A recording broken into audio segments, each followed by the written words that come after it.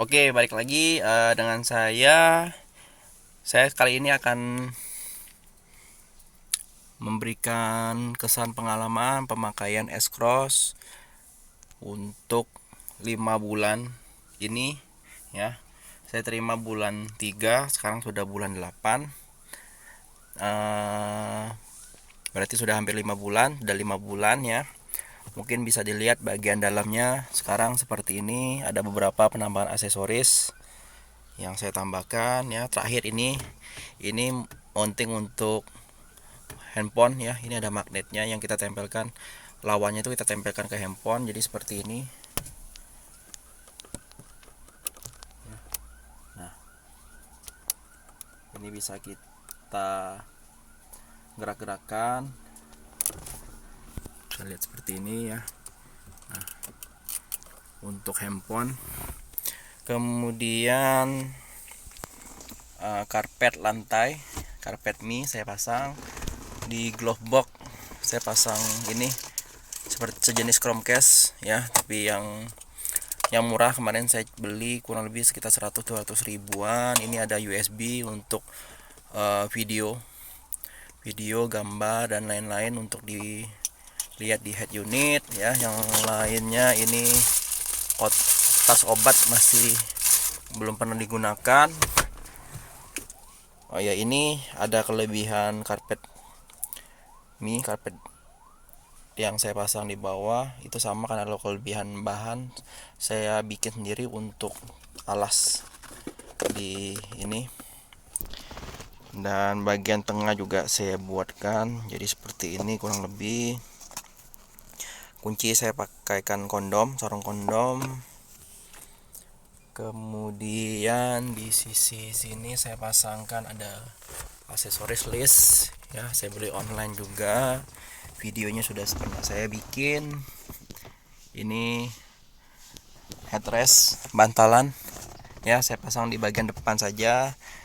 Kemudian di handrest, armrest itu saya pasangkan bantalan ya, saya beli online murah.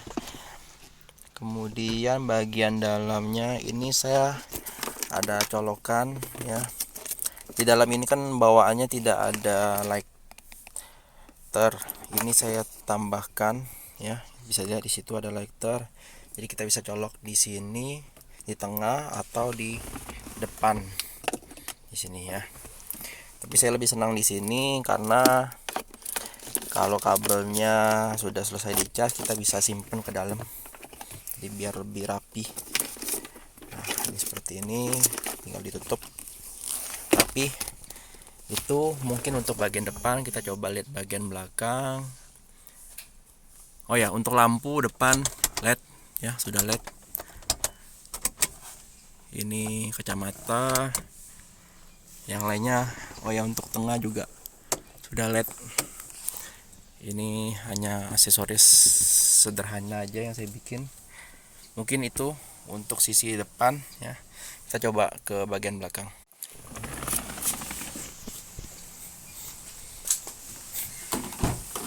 Bagian tengah, oh ya, sebelumnya di sisi pintu sudah saya pasangkan list seperti ini ya, karet.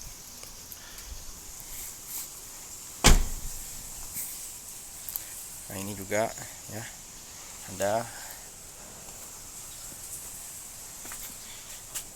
karpet mie ya. Ini bagian belakangnya.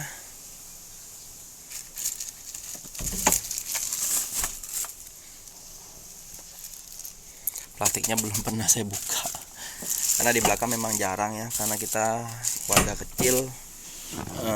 Bagian tengah ini bisa dibilang jarang dipakai. Nah, untuk sisi kiri kanan di tempat penyimpanan juga saya bikin ini ya, dari kelebihan karpet mie, bikin sendiri gampang. Ini list untuk power window. Kemudian ini ada tempat multifungsi, bisa taruh tisu, kacamata dan lain-lainnya. Untuk bagian tengah itu ya, mungkin untuk kenyamanan saya rasa saya lebih senang duduk di belakang, walaupun saya bisa dibilang jarang dan saya rasa nggak pernah saya duduk di belakang karena saya biasanya nyetir sendiri. paling 1-2 kali disetirin orang, dan biasa pun saya duduk di kursi depan ya. Tapi di belakangnya saya rasa joknya lebih empuk dibanding depan, karena depan cukup keras menurut saya. Itulah kenapa di sisi sopir saya pasangkan ini ya, ada tambahan sarung jok, beli online juga. Di belakang ini enaknya ya, dia ada 2 step ya. Ini yang duduk normal tegak, dan kita bisa atur dia bisa rebah, agak sedikit rebah. Jadi untuk perjalanan jauh mungkin di baris kedua ini cukup nyaman. Dan ini pun cukup panjang ya saya rasa, dan untuk ruang kaki juga masih banyak ya, lebih dari 5 jari, cukup enak. Itu kemudian bagian belakang, kita lihat akan ke bagian belakang. Untuk kaca film saya nggak ada perubahan, saya gunakan bawaan yang dikasih dari dealer 3M ya, ada tulisannya 3M kalau kelihatan. Itu ini LED tadi saya sudah infokan. Kita coba ke belakang.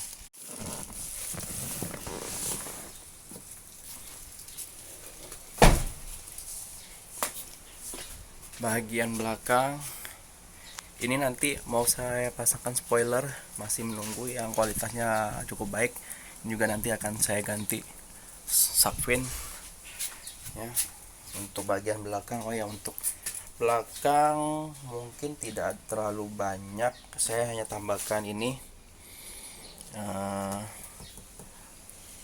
plat ini bisa dibeli di Genuine Aksesoris Suzuki ya, ada mereka jual. Ini knalpot saya beli online ya, 2 lubang, pasang sendiri, plug and play. Kalau tidak suka tinggal dilepas ya. Pemasangan juga gampang. Di bagian belakang juga di listnya ada pasang list ya, seperti ini bisa dilihat, seperti di sisi depan dan tengah pintu depan tengah. Bagian belakang tidak ada banyak perubahan. Lampu ganti putih LED.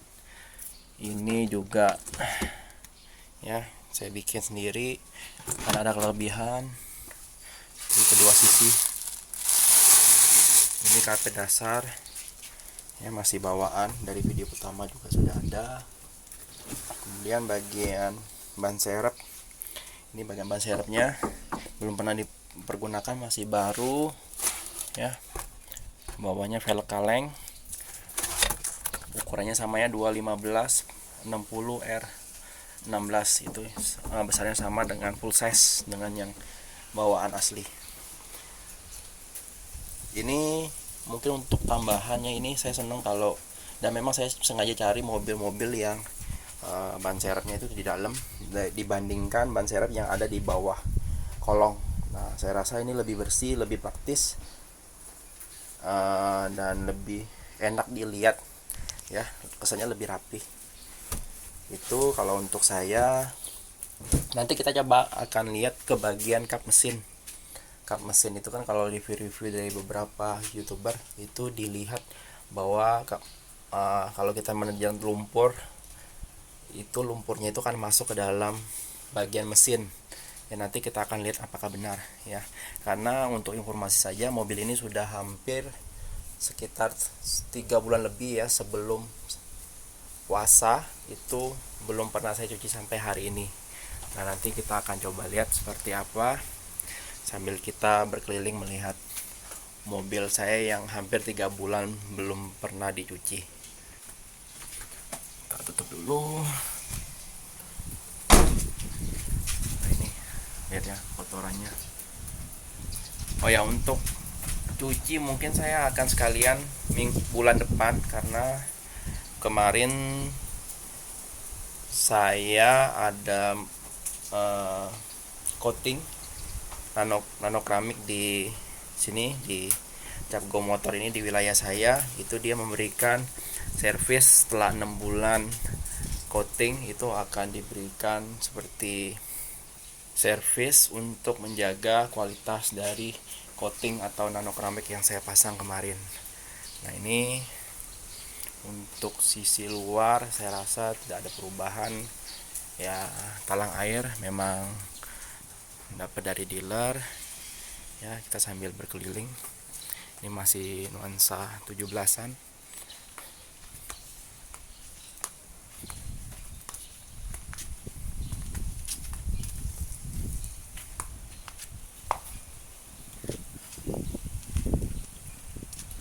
Untuk kaca film depan saya pasang Masterpiece.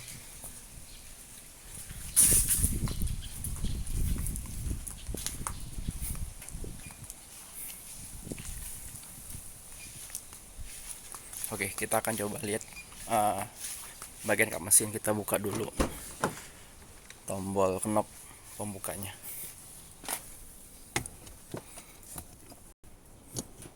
Ya, sedikit keras.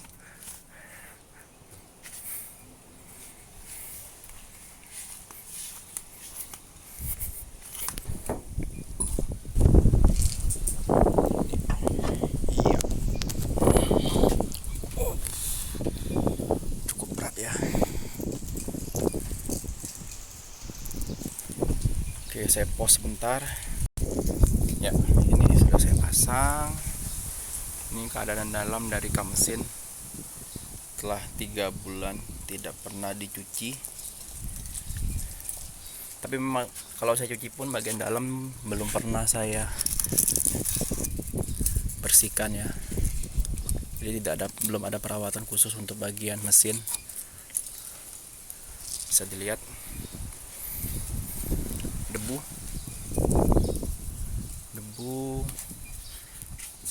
ini juga debu ya. Saya rasa untuk percikan kotoran dari bawah tidak ada.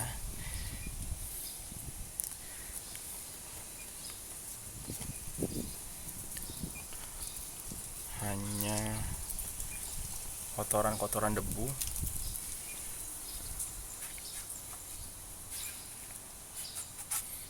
Ya, debu.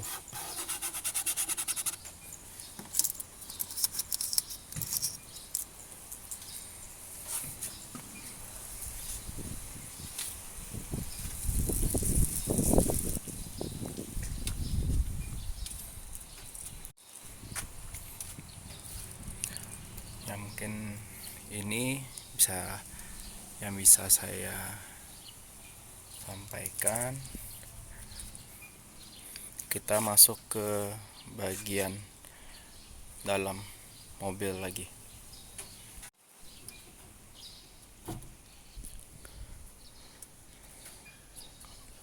Kapnya cukup berat ya.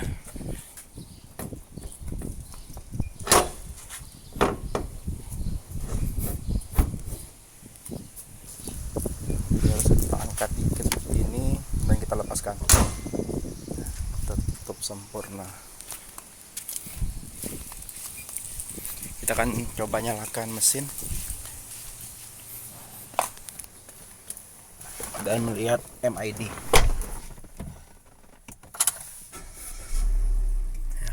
Ini kamera YIDES, MID, informasi sedikit sudah 3510 kilometer.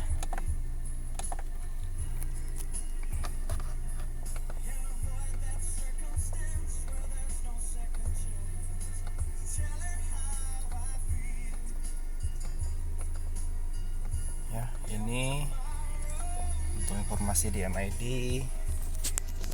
Kemudian head unit. Oh ya, untuk head unit dan kamera YIDES ini saya pasang anti gores universal yang biasanya digunakan untuk handphone ya. Jadi saya ke toko handphone teman saya minta pasang anti gores. Jadi ini sudah dipasang anti gores yang universal.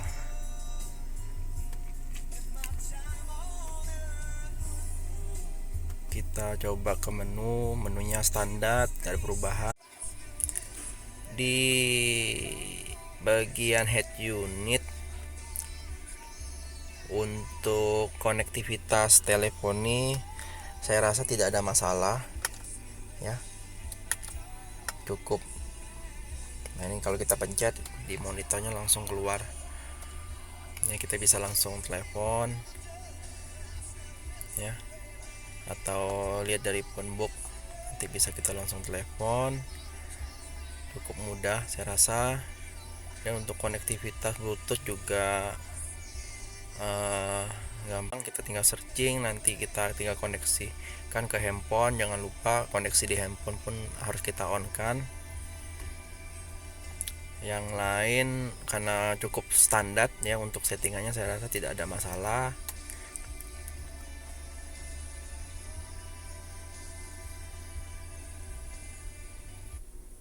HDMI sudah ada videonya sendiri, sudah di channel saya, mungkin teman-teman bisa lihat juga. Saya tambahkan kamera ya, kamera belakang, kamera mundur, dan juga untuk audio saya tambahkan power. Teman-teman bisa lihat di video saya sebelumnya.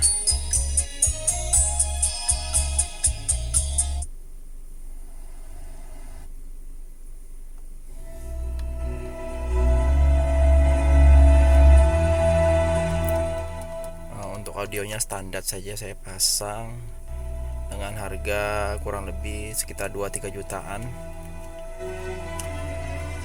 Kamera mundur kita coba. Nah ini kamera mundur ya, ada 2 line. Nanti kita bisa rubah dari sini settingan.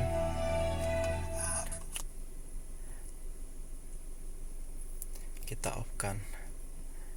Nah kamera mundur, posisi di R netral.